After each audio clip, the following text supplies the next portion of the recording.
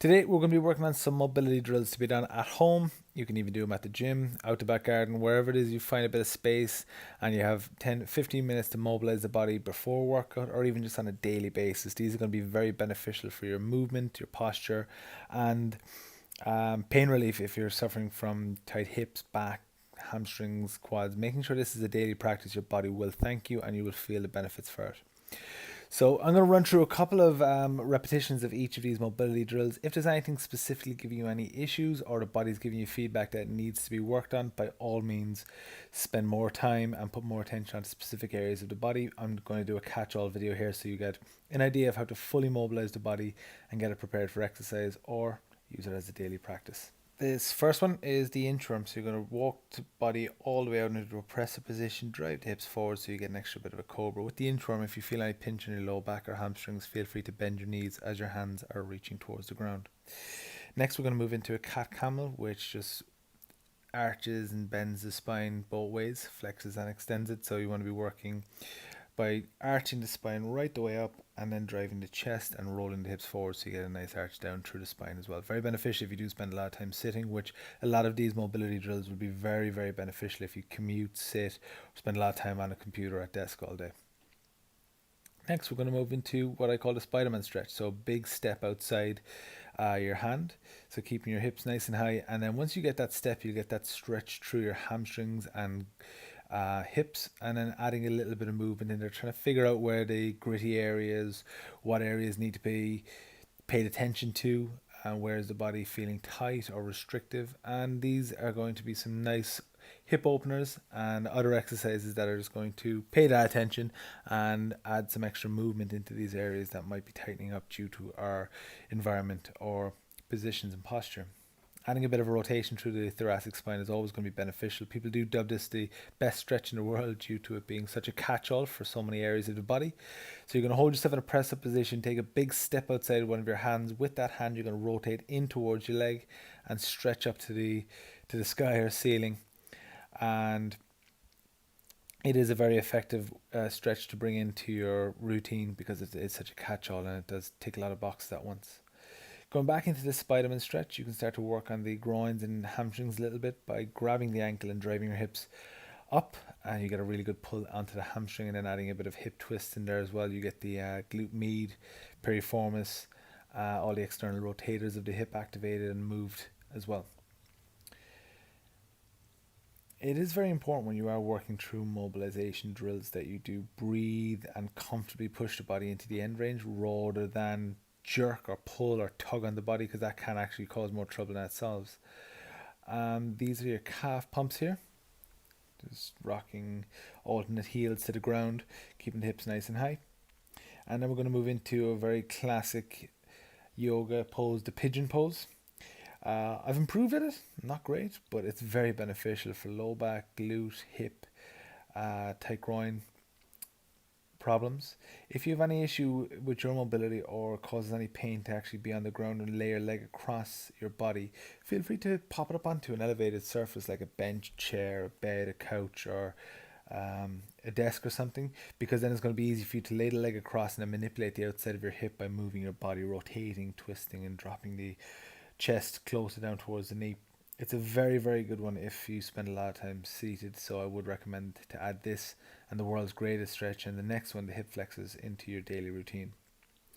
So with the hip flexes, a lot of people just jump into this move and drive the whole body forward while trailing a knee behind the body.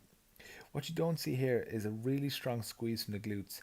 And in actual fact, when I stretch upwards, I'm imagining that I'm pulling my upper body and torso away from my lower body. So you get this stretch almost upwards and not forward. With the squeeze on the glutes, it prevents the leg bone, the femur, from driving forward into the hip, and allows you to really target your psoas, which is the big strong muscle connects to the upper and lower body, which is responsible for a lot of hip, low back, and inner groin issues. So pay attention to it, manipulate it, stretch it, mobilize the whole hip and low back area, and your body will thank you for it. A trick that I use is I keep the mat out. After I do a bit of a morning stretch, I keep the mat out on a daily basis. If I'm working at my desk, I've got a couple of reminders to ping, to go grab water, whatever, 5 minutes, just to encourage myself to continuously mobilize, because I do spend a lot of time at my desk at my computer, and my low back and hip may not cause any issues on the day, but if I go to squat or deadlift, they really start to give out. So sitting down here and working on the groins as well, working with a bit of gravity or helping push out to the side, and then moving into this hurdle stretch where you tuck one foot up into the groin, stretch out, let's say, your left leg and hook your left hand in underneath that calf, and then draw a big huge semicircle from your hips all the way over to your toe. You'll really feel this run down the outside of your spine, out into the external rotators of your hip, into your QL, and it's a very good stretch to again limber up if you were going to exercise straight after this. But this can be daily practice. This can be something that you do on a daily basis when you do grab 5-10 minutes just to add a bit of extra movement into the body. You know it's going to be beneficial for your posture and the way you feel, even the way you sleep. So there's no reason why you can't just tack this in every so often across the working week, or when you do get some time at the weekend. Bit of a hamstring stretch here, legs straight out in front. Slowly lean the body down, reach the hands down along the shins, and breathe deeply to allow the body to stretch.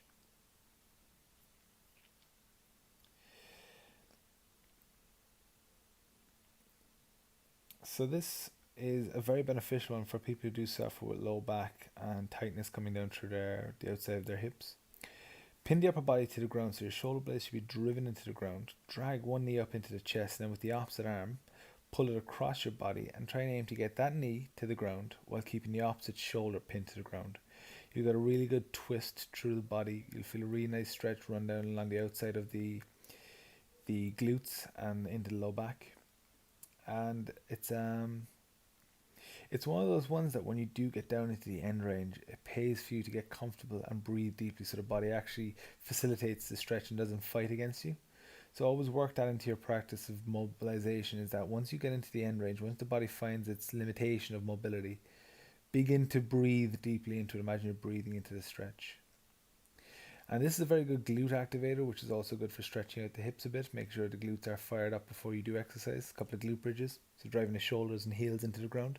Squeezing the glutes so they drive the hips forward and open them, and a strong squeeze at the top.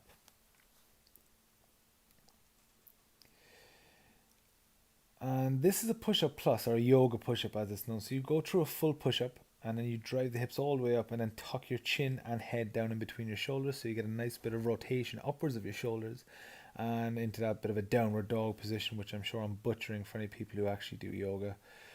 Please feel free to comment, and I'm always open to suggesting how to improve my mobilization. But a bit of a push up into a downward dog, and now we're going to move into some thoracic rotations.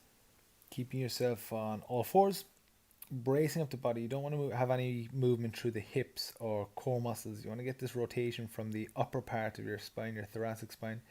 Grab the back of your head, elbow to elbow, and then rotate that elbow up towards the ceiling, up towards the sky, so you get a nice rotation through the upper part of the body.